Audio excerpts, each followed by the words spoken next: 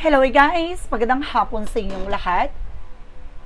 This is Chunrigas Mamasagri Channel, a faith healer o Zamatarder. Sa ngayong hapon na to, tignan natin ang sabihin sa ng ating mga gabay. So this is a monthly gabay for the month of July 2025 for the sign of Gemini. So Gemini, welcome to my channel. Ano kayang messages, advices, and spirit guides ang ating masasagot for today's video? Kanino kayang energy o kaganapan sa buhay ng mga Gemini ang ating makakagilap? So guys, this reading is a general reading namang nila at makaka-resonate. Kunin lamang po makaka-relate sa inyo.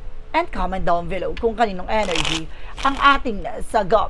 And please don't forget to like and subscribe my channel and hit the notification bell for more videos updated. Maraming salamat po sa mga walang sawang pagsuporta sa aking channel, lalo na ang hindi nag-skip ng adsaway pagpalaing kayo ng Diyos at may kapal. Siksik liglig na gumapaw na biyayang manubalik sa inyo.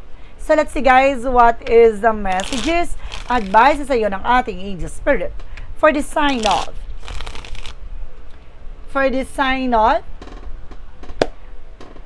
Gemini. So let's see and watch this. Angel Spirit Guide, please give me information. Paano kayong sabihin sa iyo ng ating mga baraha? Angel Spirit, please give me information po.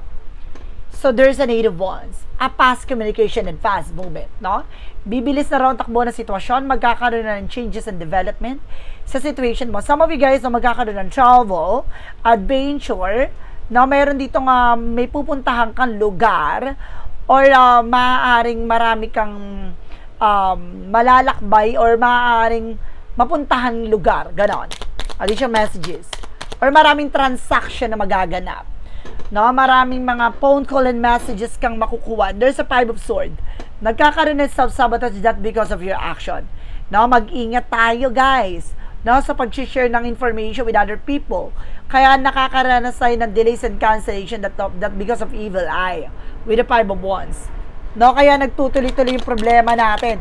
Yung meron kang success na natatamasa ngayon, tapos biglang nag-shifting, no, na biglang nagbago, yun pala, yung taong pinag-sharean mo ng information ay maaaring ang laki ng inggit sa'yo. And there's an Ace of Cups, no? Some of you guys may bagong pag-ibig na paparating. May bagong pag-ibig na darating. Oh. Let's see, there's a new love coming in. And of course, there's something the 4 of Cups, just reevaluate or analyze. May mga bagay na kailangan pag-isipan, klaruhin, liwanagan. No, hindi ka pwedeng pala desisyon. Hindi ka pwedeng basta-basta magtitake ng action, basta kailangan pag-isipang mabuti.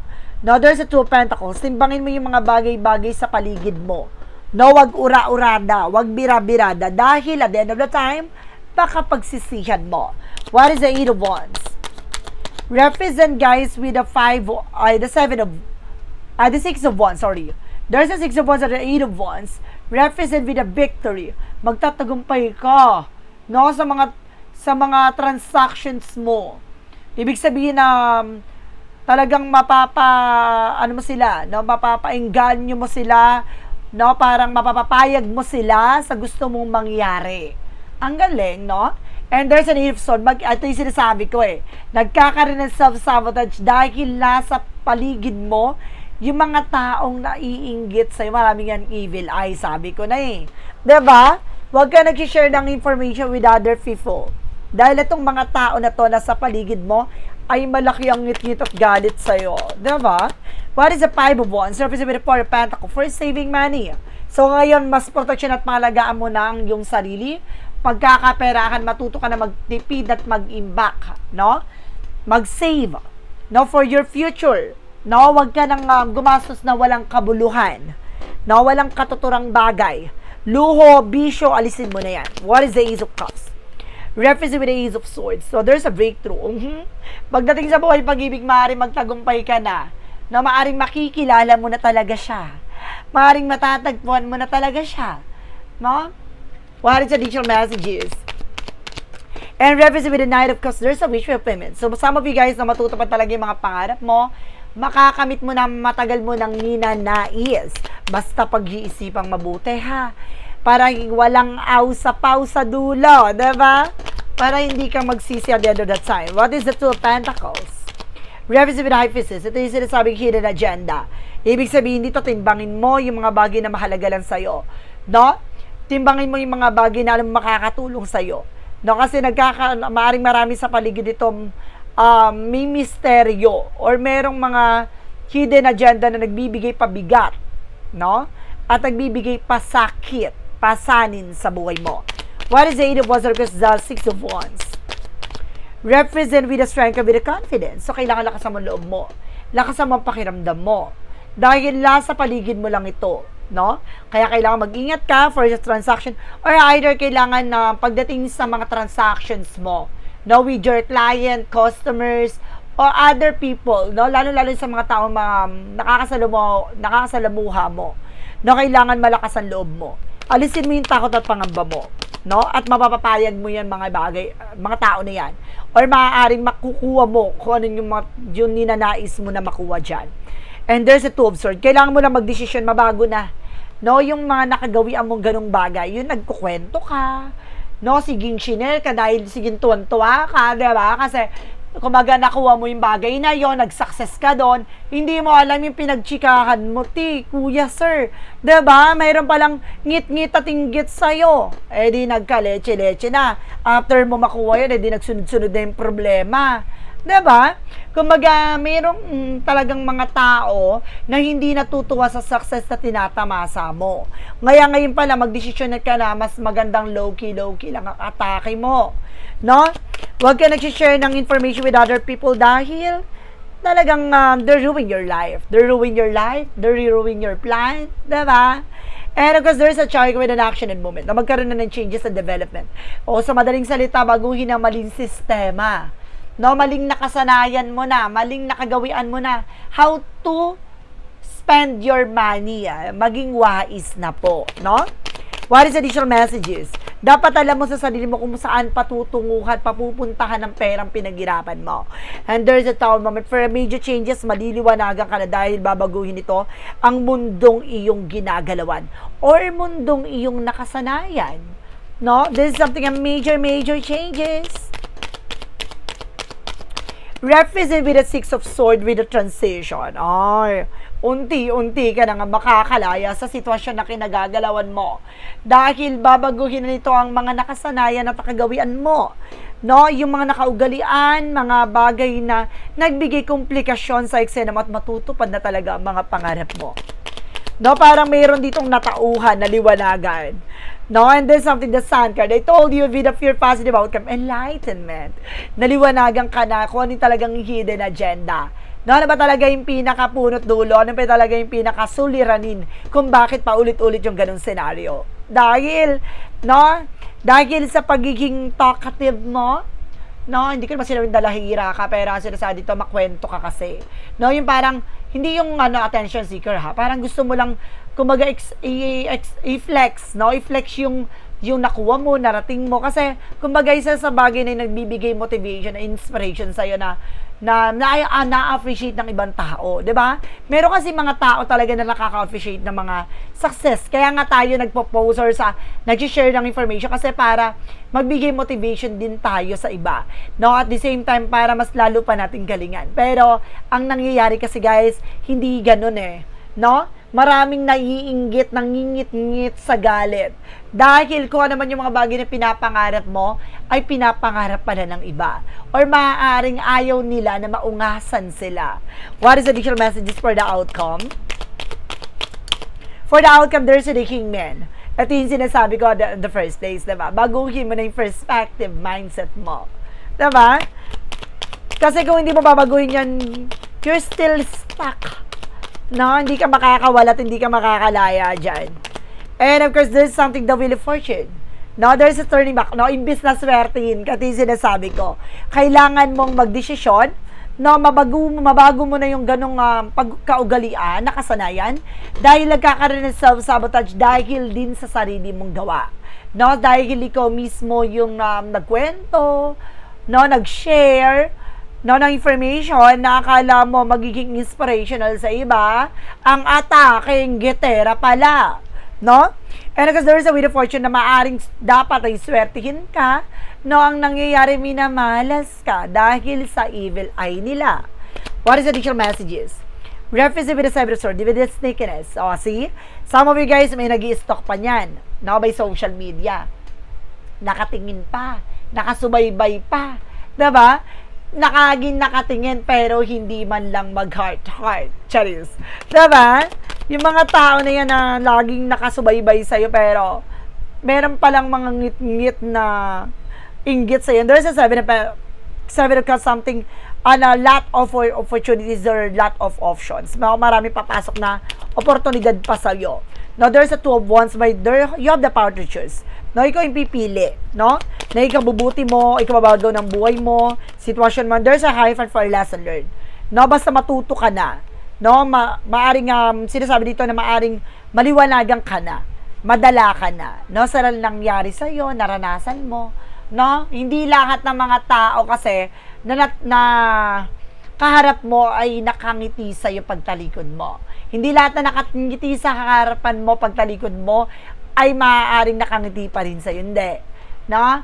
Meron dyan, pagkatalikod mo, nang gigigil na yan. Ganan. Kaya kailangan, ngayon pa lang, no, baguhin mo na, mag-adjust ka na, no? Tigil-tigilan mo na yung kakakwekwento mong ganyang bagay. So, let's see what is additional messages na pagdating sa finances and career, love life at kalusugan. Now, alamin na natin yan, guys. So, let's watch this. Okay. So, let's see what is additional messages for finances and career. So, there is a Nine of Wands. No, there is a something perseverance. So, kailangan mo magtiyaga. No? Hintayin yung tamang pagkakataon. No? Huwag ka magmadali. Time will come. Darating yan para sa'yo. There's a King of Wands, something vision. Unti-unti mo rin niya masisilayan. Unti-unti mo na rin makikita yung posibilidad na magaganap sa buhay mo. No, basta magtiyaga ka lang, basta alam mo sa sarili mo yung grounds mo. No, there's a judgment, may paalala lang sa'yo. Na you need to pay attention. Na kailangan mong pakiramdaman, busisihin. Basta pagdating sa finances, guys, mas maging mauta ka na. No? Madala ka na. And of course, there's something the Queen of Cups, emotional healing. Mas maging kalmado ka na ngayon. Maging mature ka na sa emosyon. Na huwag kang padadala ng tensyon. No? Kapag alam mong ginagalit ka, iniinis ka, huwag mong ipapakitang naiinis ka. No? Ngitian mo na may ngiti sa labi at may saya sa iyong mga mata. No? This is something the Ace of Pentacles. Dito papasok ang mga malalaking oportunidad. No? Malaking pera, pasabog. No? May darating na maaaring magpabago ng landasin mo. There's something a big shot and big money coming in for you. No? Some of you, meron pa ako nakita ng hit ng jackpot eh. Ganon. No, and there's a Ten of Cups with happiness, magiging masaya, magiging maligayang pamilya mo dahil pag-usapin sa pera, finances, lalago, lalakas, gaganda ang daloy nito. Pagdating sa love life, there's an Ace of Wands na magkakaroon ka ng mga ideas. No? Babaguhin mo na rin kasi mga naging galawan mo dyan pagdating sa buhay pag-ibig.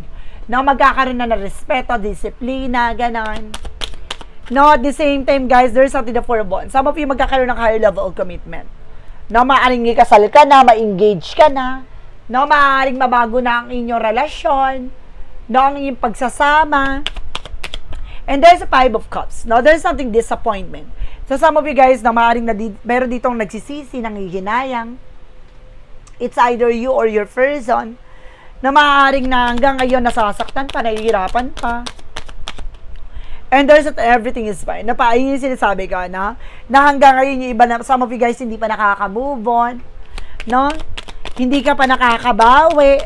No, there's a Two of Cups, pero may partnership pa rin talaga na mamumutangi. May pagmamahal na hindi matatawaran. No, there's a Six of Pentacles at magiging balance ito. Pagdating sa love life, huwag ka mag-alala, hindi ka laging sawi.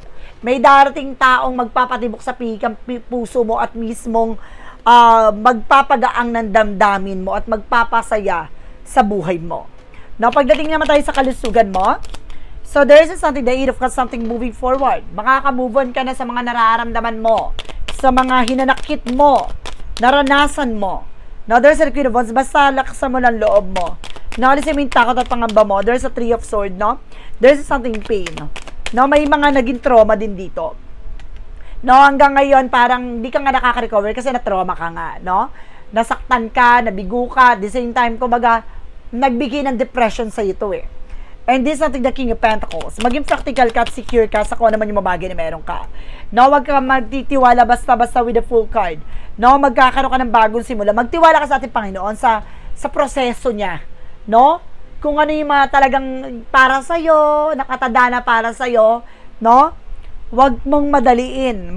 Kumaga, tuluyang hihilom yan.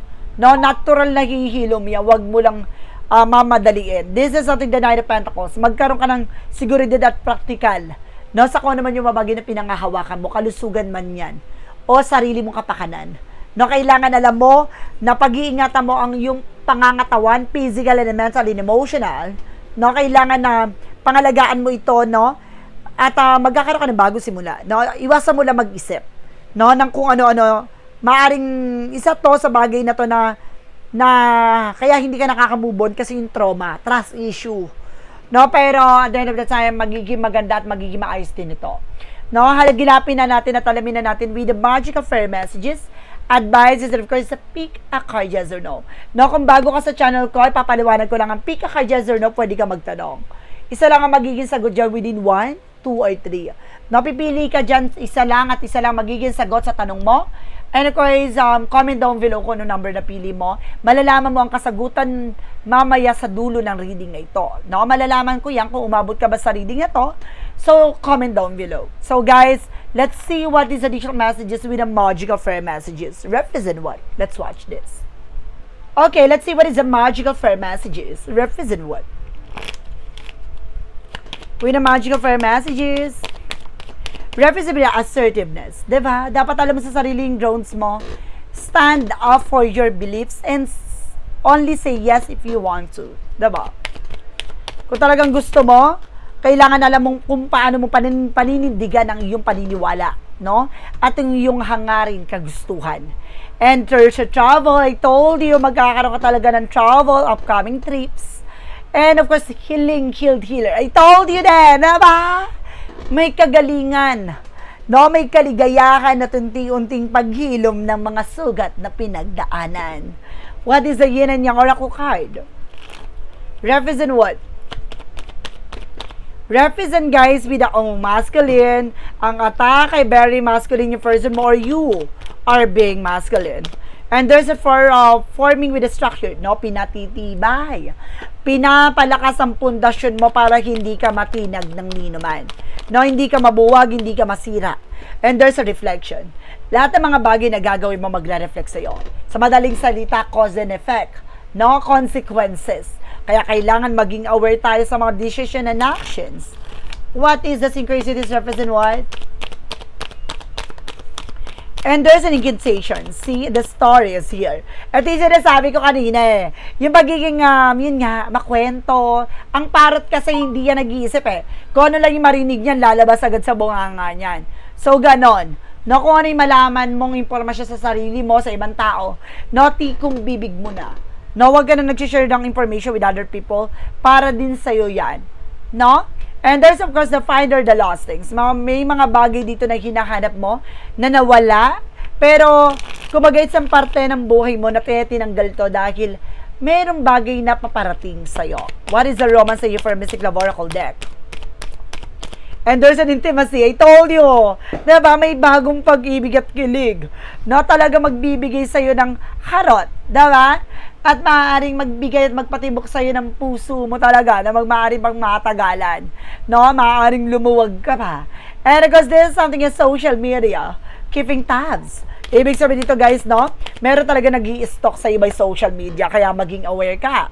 And of course, there is something storm and sea. Unexpected, and of course, termos with the coming ahead. Ibig sabihin, may parating talagang pagsubok at unos. Kailangan mo maging handa lagi sa buhay mo. Sa bagay, matibay ka na na malakas ka na, marami ka na pinagdaanan, no, kahit bayuhin ka pa na yan dahil matibay with the structure and solid foundation. Basta sinasabi sa dito, no, madala ka na. Ano man yung mga bagay na pinagdaanan mo, dapat, no, yun yung magiging sandata mo. Diba? Yung karanasan na yun, na hindi na maulit, alam mo na yung dapat mong gawin, at mapuproteksyon mo ng sarili mo. And angel's number represented with a 0808 with a ship action. No? Swift action represents you will enter a time of expansion. So begin taking step forward towards achieving your ultimate objective. And immediately, finances will miraculously improve. And somebody has their mind set on you. So see, meron talagang, kumbaga, magbabago ng isip tungkol sa'yo, no? Kumbaga, itong finances mo maaaring bigla ang lalago, no? Meron talaga miraculous improve pagdating sa finances mo, maaaring manalo ka talaga.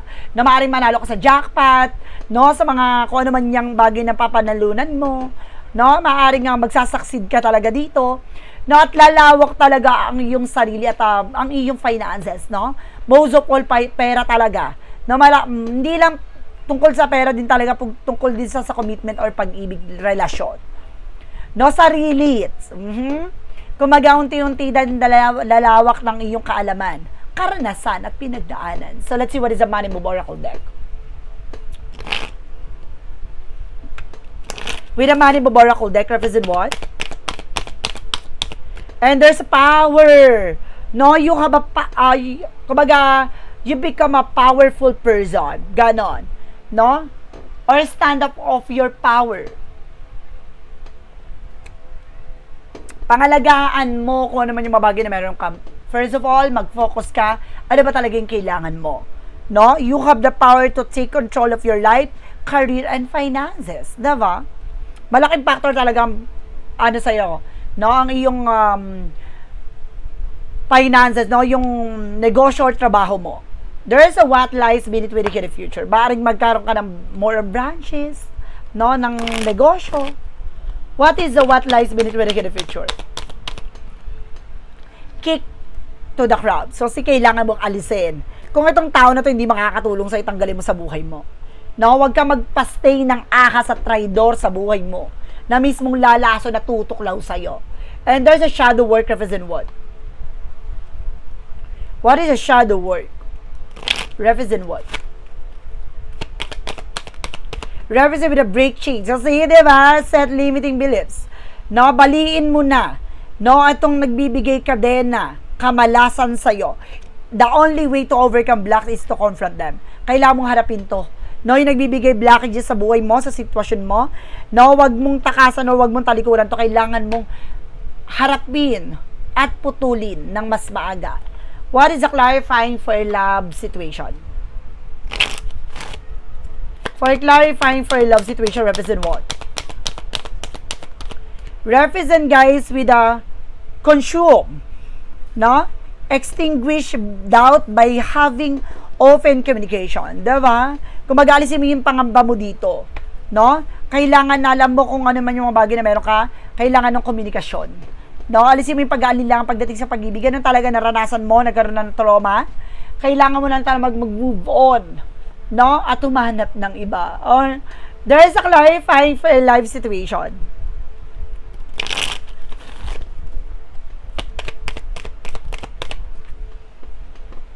And of course, this is something quiet moment. Oh, manahimik. Diba? Seek solace in the silent where clarity find its true voice. So see, kumbaga parang meditation, guys, no? Hindi kasi parang makikita mo dito, no, ano ba talaga yung tunay na nilalaman ng storya ng buhay mo. No, kailangan mong mag-isip-isip, no, para maliwanagan ka sa lahat ng nangyayari na mag-sink in sa'yo at magkaroon na realization na yun yung kailangan mong baguhin. No, anong dapat mong gawin, anong kailangan mong putulin, anong kailangan mo i-enhance sa sarili mo, kung paano ka lalago, no? Kung paano ka lalakas bilang isang tao. No, marami tayong kabiguan sa buhay na naranasan. Isa sa bagay na maglilinaw sa buhay mo ay yung kailangan mong makinig, no, sa iyong sarili. No, dahil kumbaga merong mga inner voice o gabay tayo na maaaring tumulong o gumabay sa iyo para bigyan ka ng impormasyon para mabago ang mundong ginagalawan mo, na magkaroon ng katahimikan. Hindi mo kailangan sumabay sa mga magarmong bagay, sitwasyon, mga tao sa paligid mo, na mas maganda yung magkaroon ka ng sariling mundo, no? Para nang sa ganon, hindi ka nino man mapapakilaman at nino man masisira, diba? Let's see what is the path of the light represent what? With the path of the light represent what?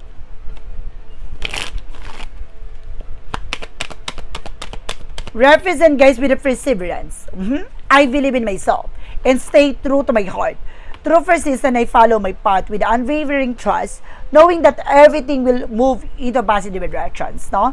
Alam mo na lahat ng bagay na to, dadaling ka sa mas positibong direksyon. Na naniniwala, nagtitiwala ka sa sarili mo, no? Nananatili kang totoo sa puso at isip mo.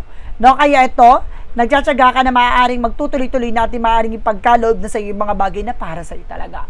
No, let's see what is the pick a card, yes or no. Alamin na natin ano magiging ganap at magiging sagot sa tanong mo. Let's watch this. Okay, nandito tayo with a pick a card, yes or no. So, let's start na tayo with the number 1. Kung sino yung nakapili na number 1, ito na yon. Angels, Spirit, please give me information po. There's a yes. No, trust your feeling, fulfill your heart desire. So, magtiwala ka sa nararamdaman mo. No, hindi ka ililigaw nito. Dadaling ka sa mas makatubuluhan, mas makatotohanan, at mas tapat na pangyayari sa buhay mo. No, sundin mo kung ano yung nararamdaman mo. Number 2, there is a yes again. You get the lucky break. It's a successful venture. So, nakuha mo yung tamang pagkakataon. No, maaaring sinuwerte ka this time. No, magtatagumpay ka sa larangan mo, sa ginagawa mo, sa pangarap mo. Number 3. And there's something the sunset, it's time to conclude, sorry. No, ito na yung lulubog na yung araw na kailangan mong tanggapin, na may mga panahon talaga na minsan hindi mo, kumbaga, hindi para sa'yo. No, kailangan mo tanggapin yung mga pagkakataon na mayroong pang para sa'yo or hindi bagay, hindi pa panahon mo. No, hintayin mo yung tamang pagkakataon kung para sa'yo, para sa'yo. Huwag mong ipilit. Na huwag mong pagpilitan. So guys, this is a monthly gabay for the month of July 2025 for the sign of Gemini. So Gemini, maraming salamat po for this wonderful reading. So once again, this reading is a general reading naman, hindi lahat makaka-resonate. Kunin lamang po makaka-relate sa inyo and comment down below kung kaninong energy ang ating nasagap. Because don't forget to like and subscribe my channel. And hit notification bell for more videos update. Kasi maraming salamat po sa mga walang sawang pagsuporta sa aking channel. Lalo-lalo na ang dirigi-skip ng ads away, pagpalain kayo ng Diyos at may kapal. Siksik, liglig, gumawa ni biyayang manang balik sa inyo at maraming salamat po. And see you in the next video. Bye-bye and babush!